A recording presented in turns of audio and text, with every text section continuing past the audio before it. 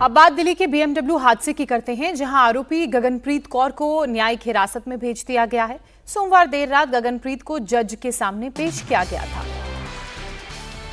आरोपी को 2 दिनों की न्यायिक हिरासत में भेजा गया है, जिसके बाद आरोपी गगनप्रीत को तिहाड़ जेल भेज दिया गया।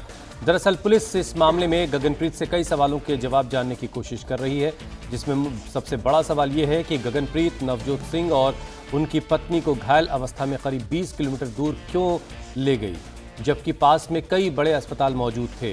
वहीं आज एक्सीडेंट में मारे गए फाइनेंस मिनिस्ट्री में डिप्टी डायरेक्टर नवजोत सिंह का अंतिम संस्कार किया जाना है।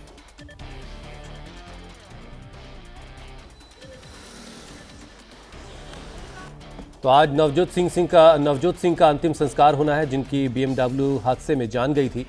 लेकिन इस बीच गगनप्रीत को 2 दिनों की न्यायिक हिरासत में भेज दिया गया है और कई सवालों के जवाब अभी एजेंसीज को गगनप्रीत से जानने हैं। आखिर इतनी दूर अस्पताल लेकर के वो क्यों गई, जबकि करीब में कई बड़े अस्पताल थे और जान बचाने के लिए किसी भी करीब के अस्पताल में जाया जा सकता था। ऐसी कई सवाल हैं जिनके जवाब अभी एजेंसीज को जानने हैं।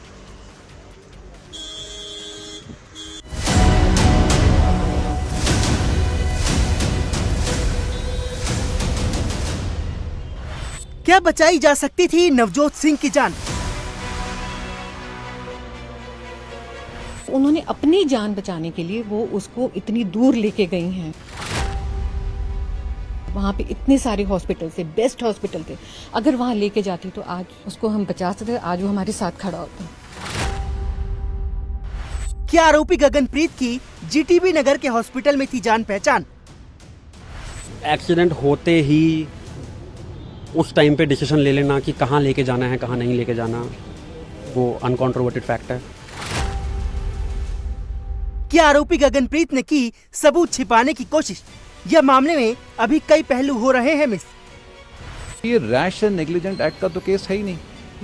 चलो मान भी लिया जाए कि रैश एंड नेग्लिजेंट एक्ट था कि आपने डिवाइडर नहीं देखा, 304 का केस कैसे बन गया ये?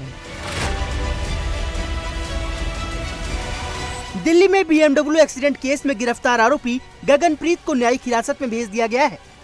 पटियाला हाउस कोर्ट के ड्यूटी मजिस्ट्रेट के घर पर हुई पेशी के बाद आरोपी को 2 दिन की न्यायिक हिरासत में भेज दिया गया है, जिसके बाद पुलिस गगनप्रीत को तिहाड़ ले गई। अब मामले में पुलिस गगनप्रीत से सवाल जवाब करेगी, क्योंकि हादसे की गुत्थी किसी की भी समझ नहीं आ रही है। मामले में कई सवाल उठ रहे हैं, जैसे गाड़ी की स्पीड कितनी थी, क्यों आरोपी गगनप्रीत ने नवजोत सिंह की पत्नी की बात नहीं सुनी और घायलों को करीब 20 किलोमीटर दूर जीटीबी नगर के हॉस्पिटल ले गई, जबकि पास में ही कई बड़े अस्पताल मौजूद थे। नवजोत सिंह के वकील का कहना है कि ये सिर्फ 2 मिनट की दुर्घटना नहीं थी, बल्कि कुछ घंटों का घटनाक्रम था, जिसकी जांच अब पुलिस को अच्छे से करनी होगी। पुलिस ने जुडिशियल कस्टडी की डिमांड की थी, पुलिस कस्टडी की डिमांड नहीं की थी। नोटेबली जुडिशियल कस्टडी कोर्ट ने, ऑनरेबल कोर्ट ने 2 दिन की ग्रांट की है। अभी अनकॉन्ट्रोवर्टेड फैक्ट्स हैं, वो सबके सामने हैं। एक्सीडेंट कहाँ हुआ, एक्सीडेंट होते ही उस टाइम पे डिसीजन ले लेना कि कहाँ लेके जाना है, कहाँ नहीं लेके जाना, वो अनकॉन्ट्रोवर्टेड फैक्ट है। उसके कॉन्सिक्वेंसेस क्या थे, वो काम लगाना पता पुलिस और मेडिकल फ्रेटर्निटी का काम है। अगर 5 मिनट दूर मेडिकल केयर मिल जाए इमीडिएट, और 1 घंटा, 1.5 घंटा, 50 मिनट, 52 मिनट, मुझे नहीं पता, उतनी देर बाद मेडिकल अर्जेंट केयर मिले, उससे क्या होगा, वो सब आगे नोट किया जाएगा, देखा जाएगा, उसके अकॉर्डिंग मामला आगे बढ़ेगा। फाइनेंस मिनिस्ट्री के डिप्टी डायरेक्टर नवजोत सिंह को बीएमडब्ल्यू ने टक्कर मार दी। पुलिस ने इस मामले में गैर इरादतन हत्या और दुर्घटना के बाद सबूत नष्ट करने की कोशिश की धाराओं के तहत मामला दर्ज किया है। हालांकि आरोपी गगनप्रीत के वकील मीडिया और पुलिस पर ही सवाल खड़े कर रहे हैं। डीसीपी साहब ने खुद प्रेस कॉन्फ्रेंस करी, जिसमें उन्होंने सारे फैक्ट्स बताए। जब हम एफआईआर पढ़ते हैं जो 10 घंटे के बाद रजिस्टर होती है, यानी कि इंसिडेंट है 1:30 बजे का, एफआईआर हो रही है रात को 11:30 बजे, उसका जो भी वर्जन है एफआईआर का, वो प्रेस कॉन्फ्रेंस के भी अगेंस्ट है, उसके खिलाफ है, कॉन्ट्रडिक्ट कर रहा है, पूरा वर्जन ही कॉन्ट्रडिक्ट कर रहा है। और जो एक शख्स है जिसने गाड़ी में बैठा के हॉस्पिटल में लेके गया, उसके भी बयान अगर आप देखेंगे तो मीडिया में बहुत सारे आए हुए हैं, वो भी कुछ और कहानी बताते हैं। सो कहीं ना कहीं ये लग रहा है एफआईआर पढ़ के कि एफआईआर का वर्जन जो है वो सही नहीं है, इनकरेक्ट है। बीएमडब्ल्यू गाड़ी कभी भी फ्रंट से 2 व्हीलर के साथ नहीं टकराई, ये सीसीटीवी की रिकॉर्डिंग है जो आज ये अभी लेके भी नहीं आए। तो ये रैश एंड नेग्लिजेंट एक्ट का तो केस है ही नहीं। चलो मान भी लिया जाए कि रैश एंड नेग्लिजेंट एक्ट था कि आपने डिवाइडर नहीं देखा, 304 का केस कैसे बन गया ये?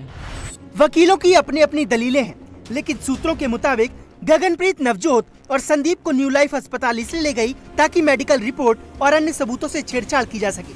अस्पताल प्रशासन का कहना है कि सभी नियमों का पालन किया गया। धन्यवाद।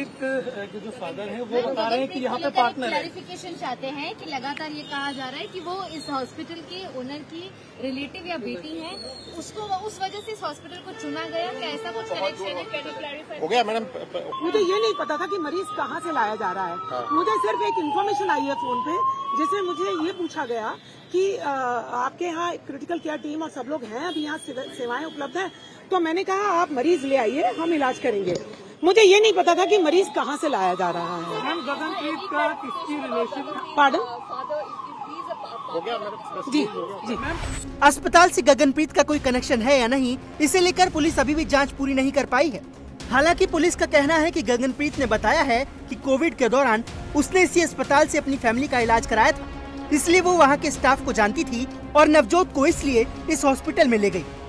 उसमें जब हमने जो लेडी थी अक्यूज हैं इस केस के अंदर, उनसे पूछा कि ऐसा क्यों करा, तो शी जस्ट सेड कि मैं शॉक में थी सर, उस टाइम मुझे कुछ समझ नहीं आया। मेरा फैमिली जो बच्चे थे उसमें ट्रीट करा था उन्होंने कोविड के टाइम पे, तो इसलिए मुझे वही नज़र आया और संडे का टाइम था, खाली भी था, तो उन्होंने जो टैक्सी या कैब के जो ड्राइवर थे उनको बोला कि उधर ले लो और हम वहाँ पे सारा कोऑर्डिनेट करा लेंगे। तो ये रीज़न रहा था मेनली।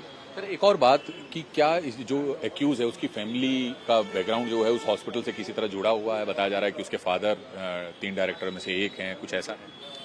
अभी तक तो ऐसा हमारे पास कोई ऐसा इन्फॉर्मेशन नहीं आया, बट उस पर भी हम इंटरोगेट कर रहे हैं, इन्वेस्टिगेट कर रहे हैं। आरोपी गगनप्रीत की तरफ से जमानत अर्जी दाखिल कर दी गई है। 17 सितंबर को कोर्ट मामले की सुनवाई करेगा।